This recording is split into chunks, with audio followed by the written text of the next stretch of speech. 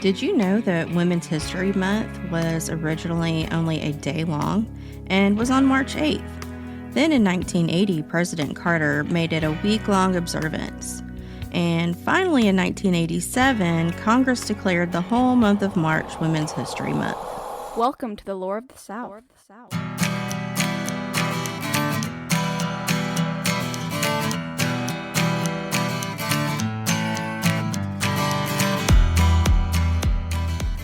Follow the show on social media to keep up with what's going on and to see pics that go along with each episode. Search for Lore of the South on TikTok, YouTube, Instagram, and Facebook. Welcome back to Lore of the South with me, Kelly Cruz. How the heck are y'all doing? And speaking of Jimmy Carter, it was announced, a week or so ago that he was placed in hospice care, and don't think we've heard anything since, but thoughts are with Rosalind and the rest of his family. He's a good man. He did the work. Speaking of Southerners and things in the South, is it pollinating where you are? My truck is so covered in that neon yellow stuff, I can't even tell what the original color is. There's pollen gathered at the end of the driveway after our little rainstorm. You can see it flying in the air. But hey, y'all. Stuff is starting to get green again, and before you know it, we'll be cutting the grass. But we're still not digging our cars out of the snow. So, let's see what else is going on in the cruisedom. Our middle kid, Hayden, finally got his driver's license. So, we now have 3 drivers under the age of 21. But y'all, we really can't be prouder. Next weekend, producer Mike and I are taking a little spur-of-the-moment weekend trip up to Amelia Island, and we're staying in a bed and breakfast that was built in the 1850s and owned by one of the men who helped do the surveying for the laying of the Florida railways. Hint, hint, y'all. That may be what the next podcast is about. Also, I have a requested shout-out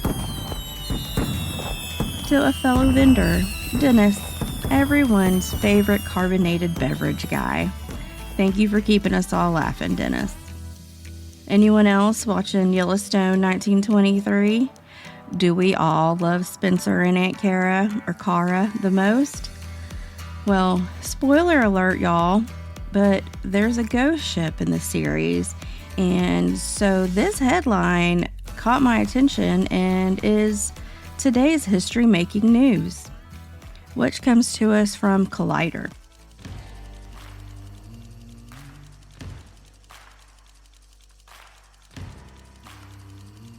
The Sabrina was a real ship.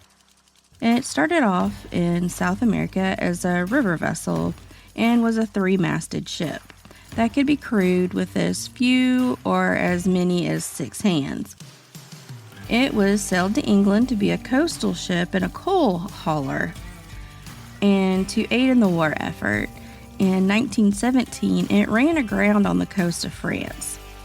The crew had seemingly disappeared. The only sign of trouble was that some of the rigging was out of place. It's been speculated that maybe the Sabrina had met with a U-boat, though there weren't any telltale signs of a U-boat attack, like being blown to pieces. The other consensus is that the small crew were all blown overboard in a gale while crossing the channel. In 1928, the ship was salvaged and turned into a coal hulk hauler, and unfortunately it caught fire in 1930, and the hull was left to rot in the Velder Creek near Portsmouth, UK. Until it was purposefully set on fire in 1953 to finish the ship off. If you check out the full article, which will be listed in the show notes, be prepared for mega spoilers. It pretty much summarizes entire episodes of Yellowstone 1923. So fair warning, y'all. We haven't done a field trip episode since the holidays, so why not do one for Women's History Month? Welcome to episode 61, Women Getting Things Done.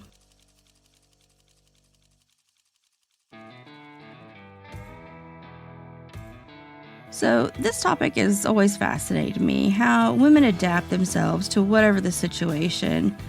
Not allowed to join and serve the country you love because of your bits? Well, just hide those bits and do what you have to do. Not safe for women to go alone? Maybe to travel or see the world? Again, hide your bits and try to look like a dude. Want an education in a field that's not open to women? Well, what do you think? Hide your bits. Women get stuff done, y'all. We always have. So I've selected 3 ladies which to talk about and what they did and went through to do what they felt needed to be done. Heck, to do what they wanted to do in spite of their current and past restrictions that tried to keep them at home in the parlor or in the kitchen. Because y'all, I don't know if I could have been as brave as those who came before us, but I can sure write about them and pass their stories on to y'all. Okay, and y'all know I've got a thing about chronological order. So today we're going to start with our furthest back lady war hero, Christian Kavanagh. She was born in 1667 in Dublin. Her father was a Jacobite supporter of King James II. He was killed at the Battle of Aughrim in County Galway, in Ireland. Okay, y'all, interjection here. I had no clue that the Jacobite rebellion had spilled over to Ireland. Well, you know what they say, learn something new every day. After the Jacobite defeat, all of the family's property was confiscated by the crown. Christian then went to live and work for her aunt who owned a pub in Dublin. This is where she met her first husband, Richard Welsh. When her aunt passed away, the two inherited the public house, and she ran the pub very successfully. Richard and Christian sometimes known as Kit, had 2 children and one on the way when Richard suddenly disappeared in 1691. Richard later claimed to have written Kit telling her where he was now, and he was in the British Army. It's unknown if he enlisted or was pressed into service, but guessing Kit didn't know where he was, I'm gonna say that he was pressed into service and didn't go willingly. One of the letters finally reached Kit, and Richard told her where he was serving. He was in Holland, and well, Kit wasn't having this, and she left the 2 children and I guess an infant with her mother, cut her hair short, and went in search of her husband. She enlisted in Captain Tichborne's company of foot. She fought in France with the infantry and was captured in 1694. She was traded back to the British in a prisoner exchange, and her true identity still wasn't discovered. She continued to fight and search for her husband until she came to blows with a sergeant, supposedly over a woman. I have the feeling that Kit was probably trying to protect the lady, but nothing is said about that. So anyway, Kit and the sergeant end up in a duel, and Kit kills him and is discharged from Tichborne's infantry. She then immediately re-enlists with the Scots Grey Dragoons, which was a forerunner to the cavalry. Y'all, I'd much rather be on horseback than in the infantry. That's a lot of marching. It was now 1701, and she still hadn't found old Richard. But Kit wasn't about to give up. So y'all, about 10 years have gone by, and Kit's gig still isn't up. She was so good at her disguise, she even devised a way to pee standing up. Another account tells of how a prostitute claimed that Kit was the father of her newborn. So Kit went along with it and paid the woman child support. If anything, this just added to the illusion of Kit being a man. She was wounded at one battle, taking a musket ball to the thigh. She'd go the rest of her life with that ball embedded in her upper leg so that her secret would remain safely hidden. It was after her wounding that she was placed in charge of a gang of captured French. And who should she find, finally? After 13 years of searching, y'all got it. Her husband, old Richard himself. And what was he up to? No flipping good, that's what. She spotted him while he was flirting with a young Dutch woman. So Kit later confronts him, and he claims to have sent her letter after letter. And he might have, but he was sending them to Dublin, and Mama wasn't home. She was at war and looking for you, Richard. So anyways, after she finds out about his wandering ways, she decides she doesn't want to go back to him and continues on with her career in the Scots Grey Dragoons. In spite of her ire, the two remained friends, and Richard agreed to keep her well-guarded secret. Kit continued to serve, becoming known as the Beauty of the Dragoons. He appeared to be such a fair lad. Then, in 1706, after 15 years of service, Kit's cover was blown when she received a severe skull fracture. Word spread quickly, and Lord John Hay of the Scots Greys had to step in and called forth Kit's husband to testify along with Kit herself. After hearing the whole story, Hay ordered that Kit would continue to be paid her army wages, and she then became a soldieress, or the owner of a type of general store that followed the armies, so that men could have access to buying items outside of their normal rations.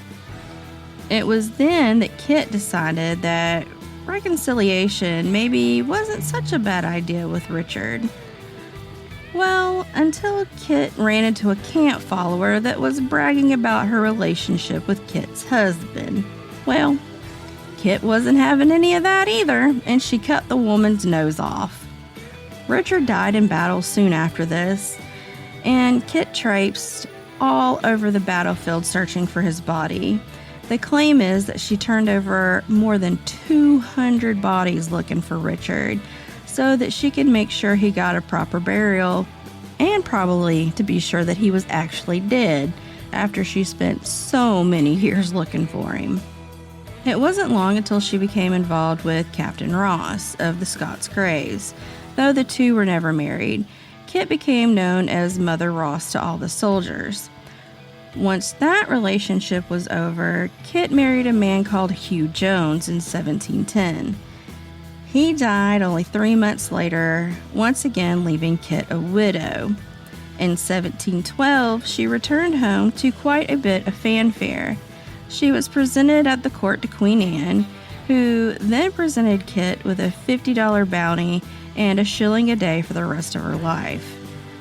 Kit married for a third time in 1713, and she and her last husband opened a pub together, but after so long in the military, neither of them took to the sedentary life and began to travel all over Ireland and England, making most of their income from Kit's tales of battles in her 15 years as a soldier.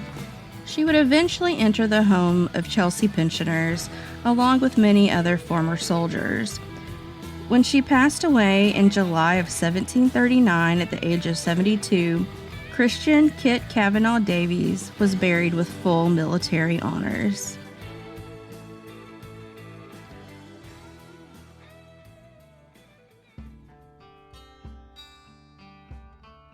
Our next real-life lady superhero is Margaret Ann Buckley, also from Ireland. She was born sometime between 1788 and 1799.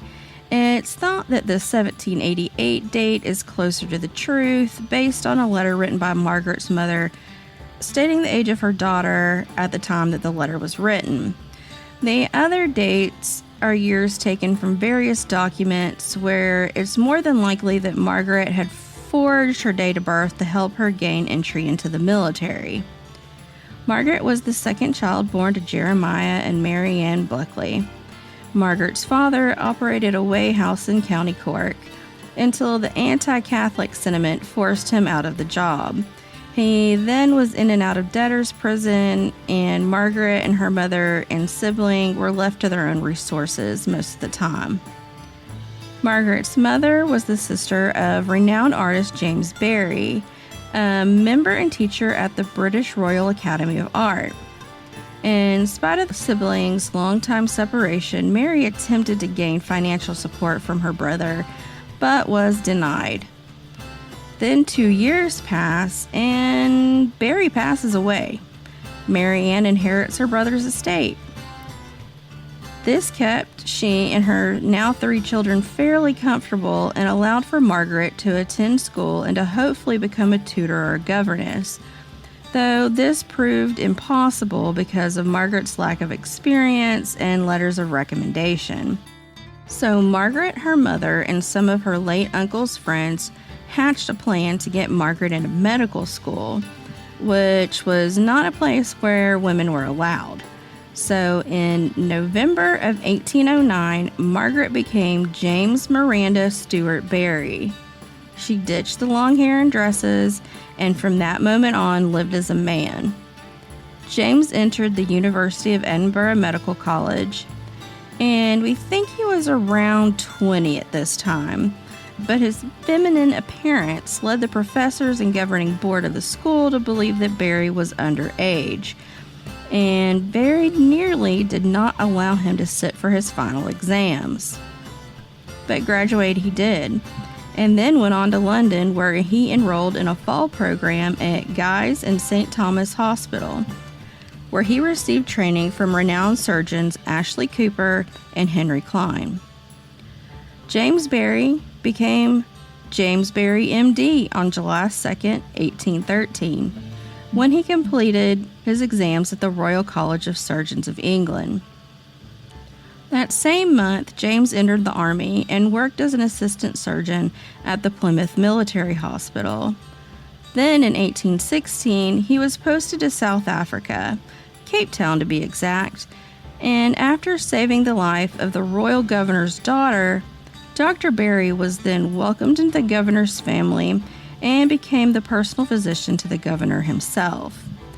By 1822, James had received a promotion to colonial medical inspector, and in this position, Barry made huge leaps in sanitation, the care of the enslaved, the mentally ill, and a leper colony. Barry was assigned to the Cape Town area for around 10 years or so, and became very well known with how well he did with his medical skills.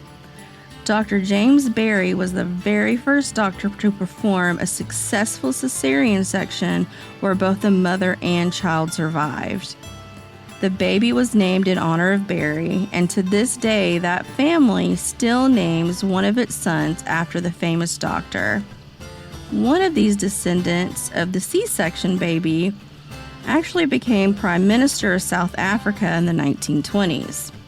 And that's a pretty interesting bit of trivia right there. That's one of those things that's probably going to stick in my head forever, y'all. In November of 1827, Barry received yet another promotion, this time to that of Surgeon of the Forces. But soon after, he received word that his old friend, the governor, who was now back in England, was seriously ill. Well, James had a serious sense of loyalty and went AWOL to sail home and care for his friend until the governor's death in 1831.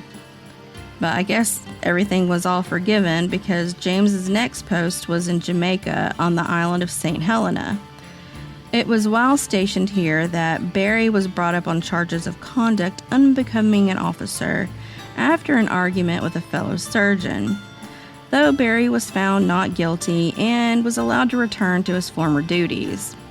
His next posts were to the Leeward and Windward Islands in the West Indies. It was there in 1845 that James contracted yellow fever and was sent back home to England to recover. Then, in 1846, he was stationed in Malta, where he oversaw the care of the island during a cholera epidemic in 1850. His next post was to Corfu, Greece. And in 1857, Barry was once again moved to yet another post, this time in Canada, where he received the promotion that was the equivalent to a brigadier general. Dr. James Barry was a medical man ahead of his time, and his ideas often rubbed others the wrong way. He was for the betterment of all people. He thought that the poor should be cared for at the same standard that the wealthy were. He went to the plate so that soldiers and their families would have better and more sanitary living conditions. Heck, he was even a vegetarian. And y'all, that was nearly unheard of. He also had a few quirks about him that probably helped to preserve his former identity, or the secret of his former identity. He had very few friends, but did have a manservant who had been at his side since his days in Africa. James was also an animal lover and was very fond of poodles, apparently. He never did allow anyone in a room when he was dressing or undressing. And James had also written out his last wishes to what would happen to his body upon his death. There should be no examination of the body. And he went further to note that his remains should be wrapped in the bedsheet he dies in and then buried in said sheet. But, and you know, there's always a but in history. And as y'all are fixing to hear, this is not what happened to James. James was forcibly retired on July 19, 1859, after 40 years of service. He retired to a quiet life in London until his death on July 25, 1865, from dysentery. James's friend and personal physician, Major McKinnon, did not examine his friend's remains, but marked James as male on his death certificate. And I'm sure McKinnon probably thought this was the end of it. But no, a woman, probably the person who readied James's body for burial, went unpaid for her work. Well, she then went to Major McKinnon to inform him of her findings. She let it be known that Dr. James Berry was in fact a female, and the body had the appearance that Berry might have even given birth at some point in her earlier years because of the stretch marks found on Berry's lower abdomen. Word got out about Berry's former identity, and here are a couple of letters written by McKinnon in the Registrar General's office. Sir, it has been stated to me that Inspector General Dr. James Berry, who died at 14 Margaret Street, 25th July, 1865, was after his death found to be female. As you furnish the certificate as to the cause of his death, I take the liberty of asking you whether what I have heard to be true, and whether yourself ascertained that he was a woman, and apparently had been a mother. Perhaps you may decline answering these questions, but I ask them not for publication, but for my own information. I have the honor to be, sir, your faithful servant, George Graham, Register General. And then here's McKinnon's response. Sir, I beg to acknowledge the receipt of your letter the 23rd August respecting the death of Inspector General Dr. James Berry. I had been intimately acquainted with that gentleman for a good many years, both in the West Indies and in England, and I never had any suspicion that Dr. Berry was female. I attended him during his last illness and for some months previously for bronchitis. An affection causing his death was diarrhea, produced apparently by the errors of his diet. So y'all, basically, they saying because Berry was a vegetarian that he pooped himself to death. On one occasion after Dr. Berry's death, I was sent for to the office of Sir Charles McGregor, and there a woman who performed the last offices for Dr. Berry was waiting to speak to me. She wished to obtain some perquisites of her employment, which the lady who kept the lodging house in which Dr. Berry died had refused to give her. Amongst other things, she said that Dr. Berry was a female and that I was a pretty doctor not to know this, and that she would not like to be attended by me. I informed her that I was none of my business whether Dr. Berry was male or female, that I thought it was likely that he might be neither, viz. An imperfectly developed man.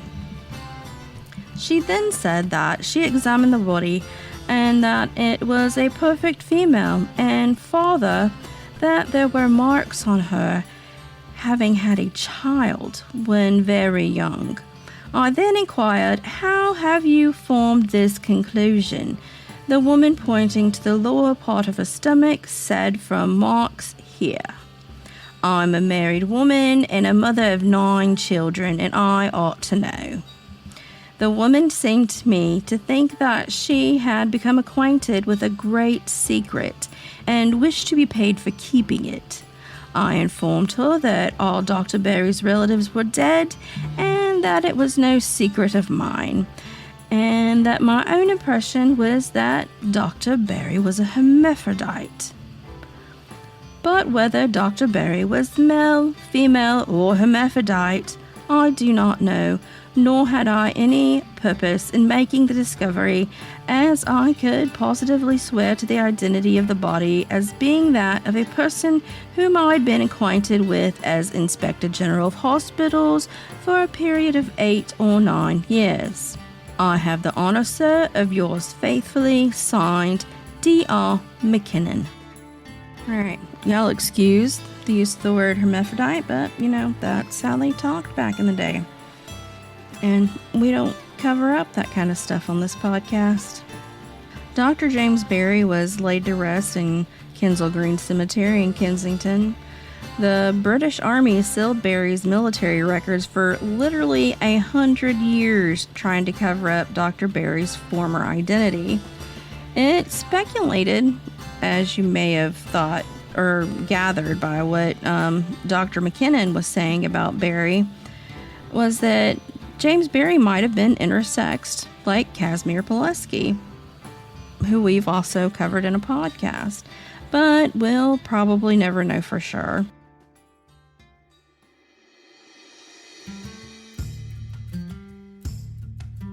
Okay, y'all, one more story, and this one ends with a ghost. This is the story of Viva Thomas, and it's now one more of legend than fact after so many years have passed.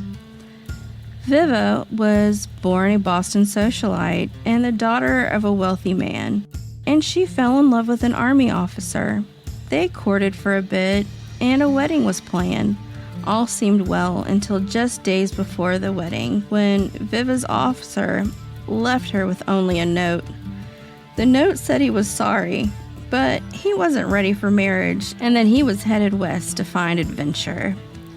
Viva was devastated, heartbroken, and humiliated. She began to plan and plot her revenge. She kept an ear out for any rumors for where her runaway groom might have landed. And before long, someone let slip that he was now stationed at Fort Gibson in the Indian Territory. So what did Viva do? She dressed as a man and headed west to find her man. Upon her arrival at the fort, she enlists as a soldier so that she can keep an eye on her ex-fiancé. She spent several months watching him and tracking his movements. What's the saying? Revenge is a dish best served cold.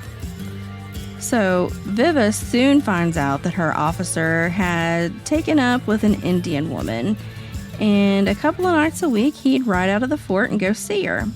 So one night in late December of 1869, Viva, along with her rifle, hides behind a rocky outcropping, waiting for her man to ride by. When he does, she expertly aimed her rifle and fired, striking the officer in the chest. He dies nearly instantly, and she leaves him there beyond the fort walls in the cold, just like he'd left her in the cold at the altar. Viva returns to the fort, and the next morning a patrol finds the officer's body and brings him back to Fort Gibson. Since the shooting victim was found in Indian Territory, it was assumed that a Native American probably shot him, and it looked like Viva had gotten away with it. But it was guilt that did Viva Thomas in. She'd go every evening and weep over the soldier's grave. She then confessed to the fort's clergy. It was just after this that early one morning, that the slight form of a soldier was found frozen to death draped over the officer's tombstone. It was then found that Viva was a woman, and the chaplain shared with the other officers what she had confessed to him. The men of Fort Gibson were touched by the tale of Viva Thompson, and Viva was laid to rest in the officer's circle in the Fort Gibson National Cemetery. Her stone reading only, Viva Thompson, January 7th, 1870. But the story doesn't end there.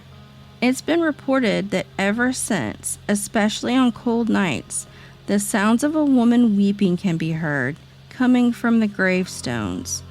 And sometimes the form of a slight and delicate soldier can be seen draped and crying on the tombstones. Side notes. So y'all, I have to share where I originally heard these stories. Credit where credit is due. Our first story about Kit Kavanaugh was found in a Google search, and her determination and pure Irish stubbornness fascinated me. Dr. James Barry's story I first heard on the podcast The Box of Oddities, which is a great podcast, by the way, but they do cover a lot of adult topics, so listener beware. And our last story about Viva, or maybe Vivia, maybe how you pronounce her name, and her officer, I learned about from the YouTube channel Ready for History. Rhett covers so many topics. Many of them are Old West related, and I really enjoy his content, so check him out. So, about our 3 women who lived as men to accomplish what they wanted. Y'all, can you even imagine the anxiety? I could not. Having to always worry about being discovered and what would or could happen to you if you were, nope. But I'm glad that some of the ladies of history were brave enough to do so. And now, shall we reveal our next 2 oldest buildings by state, brought to us by the Discoverer blog? This week we've got Iowa and Kansas. In Dubuque, Iowa, you'll find the Louis Arendue House, log house to be exact. It was built as early as 1827, but we know that it's definitely been around since about 1833. It was home to pioneer William Newman. In Kansas, we have Fort Leavenworth. It is the oldest active Army post west of the Mississippi River. The fort was built in 1827 to help protect the Santa Fe Trail. Well, I hope y'all enjoyed our Women's History Month episode. And I have to throw in a special happy birthday to the wild state of Florida. Happy 178 years of statehood. And you still look crazy as ever, Florida. Y'all please leave us a 5-star review and a few kind words if you can. If you really like our podcast and or just want to hear it without those pesky ads, check out our Patreon at The Lore of the South at patreon.com, and you can get ad-free listening for as little as $3 a month, along with 1 extra episode a month as well. Be sure to follow us on social media for special updates and pictures that go along with each episode. If you want to get in touch, you can email me and the show at loreofthesouth@gmail.com. And with that, we'll talk to y'all later on Lore of the South. Stay tuned for a preview of our latest Patreon episode. And they even called in like a forestry expert to examine what kind of woods it was made out of and where, and he even, it was some 1930s CSI going on, because he even visited the lumber yards. Well, it was the biggest kidnapping. Yeah, the case of the century. Yeah. Yeah. Ever at this point. Right. As far as they were concerned, because the most famous baby. The most famous kidnapping at that point. So, like I said, so it starts, the case is going cold, all they have is this ladder, and then some dude in New York, whose name was Bruno, he was a German immigrant and a carpenter, and it was found that Bruno may have been the guy that made the ladder, and he was the one that was spending some of the marked bills in New York when he was found. Though he denied ever having anything to do with it all the way through his trial, his conviction, even up to the electric chair, he denied it. Yeah.